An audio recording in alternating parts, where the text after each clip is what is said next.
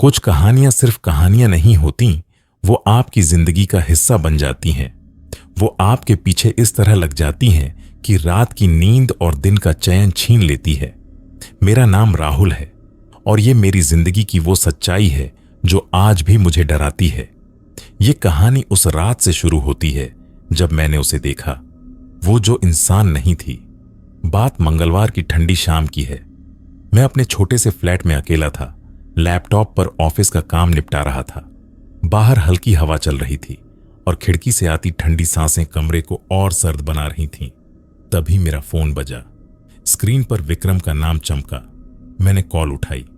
उसकी आवाज में अजीब सी बेचैनी थी, जैसे वो मुझसे कोई बड़ी गुहार लगा रहा हो। राहुल भाई, एक मदद चाहिए।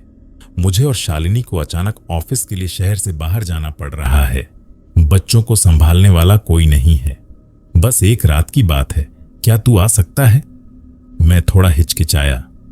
मेरी शादी नहीं हुई थी और बच्चों को संभालने का कोई तजुर्बा भी नहीं था। ऊपर से मैं अकेले रहने का आदी था, अपनी छोटी मोटी दुनिया में खुश। लेकिन विक्रम मेरा पुराना दोस्त था और उसकी आवाज में इतना डर था कि मैं मना नहीं कर पाया।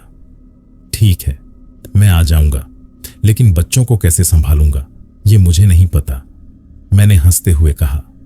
विक्रम ने राहत की सांस ली और बोला, कोई बात नहीं, दोनों बच्चे समझदार हैं, बस उन पर नजर रखना। अगले दिन सुबह करीब 10 बजे मैं विक्रम के घर पहुंचा। वो लोग नया नगर में किराए के मकान में रहते थे। मैंने ही उन्हें ये घर ढूंढने में मदद की थी, पर पिछले कुछ महीनों से मिलना जुलना नहीं हुआ था। मैं जैसे ही अंदर घुसा, विक्रम और शालिनी बैग पैक करते दिखे। दोनों जल्दी में थे। उनके 2 बच्चे थे, 8 साल की काव्या और 5 साल का अर्जुन।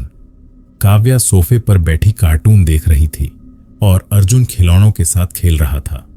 विक्रम ने जल्दी जल्दी मुझे बच्चों की रूटीन बताई, खाना, सोने का वक्त, इमरजेंसी नंबर।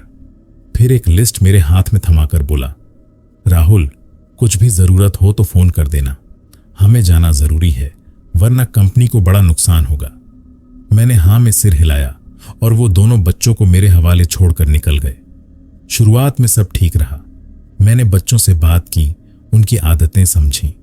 काव्या शांत थी, किताबें पढ़ने में मग्न, लेकिन अर्जुन एक पल भी चुप नहीं बैठता था। वो कभी मेरे पास आकर सवाल पूछता, कभी घर में दौड़ लगाता। हमने बोर्ड गेम खेले, एक पुरानी फिल्म देखी, पर दोपहर तक मैं थक गया। बच्चों को संभालना मेरे बस की बात नहीं थी। खाने के बाद मैंने उनसे कहा, मैं थोड़ा आराम करूंगा, तुम टीवी देखो। फिर लिविंग रूम की पुरानी रॉकिंग चेयर पर बैठ गया। कुर्सी हिलते ही एक अजीब सी चरमराहट होती थी जो सुनने में डरावनी लगती थी।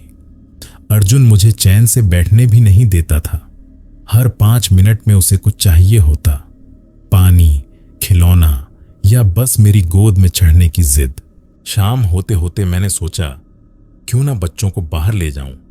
पास में एक छोटा सा पार्क था। सोचा वो खेलेंगे और मुझे थोड़ा सुकून मिलेगा। हम पार्क पहुंचे।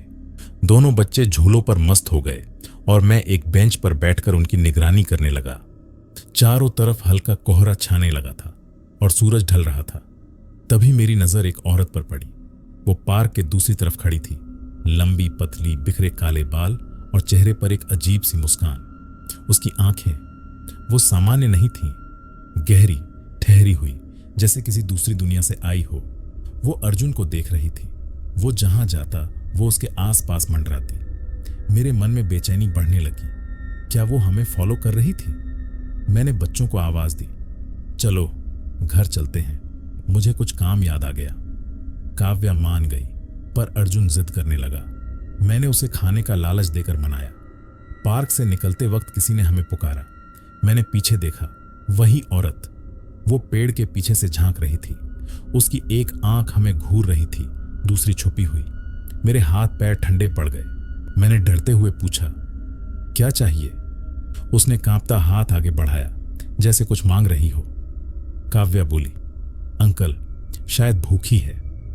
मैंने जेब से कुछ पैसे निकाले, उसके हाथ में रखे और तेजी से बच्चों को लेकर वहां से निकल गया। कुछ कदम चलने के बाद पीछे मुड़ा। उसने पैसे जमीन पर फेंक दिए थे। वो अब भी हमें देख रही थी। मेरा दिल जोर जोर से धड़कने लगा। घर पहुंचते ही अंधेरा हो गया था। अर्जुन खाने की जिद करने लगा। मैंने सोचा पिज्जा ऑर्डर कर देता हूं। ऑर्डर किया और बच्चों को टीवी के सामने बिठा दिया। तभी डोरबेल बजी। मुझे लगा पिज्जा जल्दी आ गया। मैंने पीपहोल से झांका। बाहर कोई परछाई थी, लंबी पतली। मैंने दरवाजा हल्का सा खोला और मेरे होश उड़ गए। वही औरत मेरे सामने खड़ी थी। उसके बिखरे बाल उसके चेहरे पर लटक रहे थे, फटे कपड़े और वो डरावनी मुस्कान। मैंने दरवाजा पकड़कर चिल्लाया, क्या चाहिए? यहां तक क्यों आई?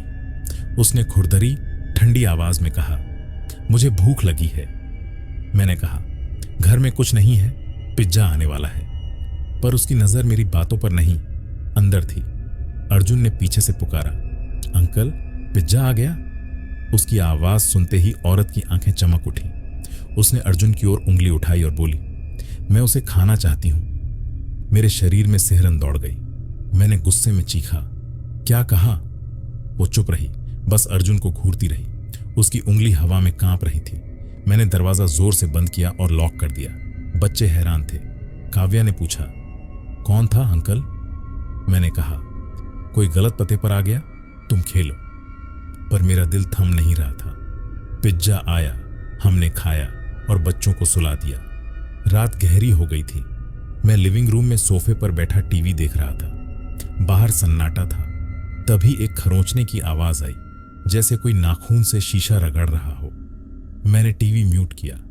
आवाज खिड़की से आ रही थी। मेरे हाथ पैर पसीने से भीग गए। धीरे धीरे खिड़की की ओर बढ़ा।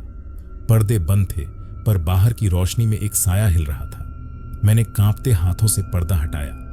वही औरत। उसका चेहरा शीशे से सटा था। आंखें चौड़ी, बिना पलक झपकाए मुझे घूर रही थीं। उसकी सांसों से शीशा धुंधला हो रहा था। उसकी मुस्कान गहरी और भयानक थी। मैं डर से चीखा, पीछे हटा और टेबल से टकराकर गिर पड़ा। फोन नीचे गिर गया। जब उठा और देखा, वो गायब थी। रात भर नींद नहीं आई। मैं बच्चों के कमरे में गया, उनके पास ही सो गया। सुबह विक्रम और शालिनी लौटे। उन्होंने बताया कि उन्हें फिर से बाहर जाना है और वो बच्चों को लेकर जा रहे हैं। मैंने कुछ नहीं कहा। वो चले गए और मैं अपने घर लौट आया। पर उस रात का डर मेरे साथ आ गया। अगली रात मैं अपने फ्लैट में था। अंधेरा गहरा रहा था। तभी मुझे लगा कोई खिड़की पर है। मैंने टॉर्च जलाई। वो फिर से थी। उसकी हंसी कमरे में गूंज रही थी। मैंने चीख कर खिड़की बंद की, पर उसका चेहरा मेरे दिमाग से नहीं गया। वो क्या थी? भूत, चुड़ैल या कुछ और?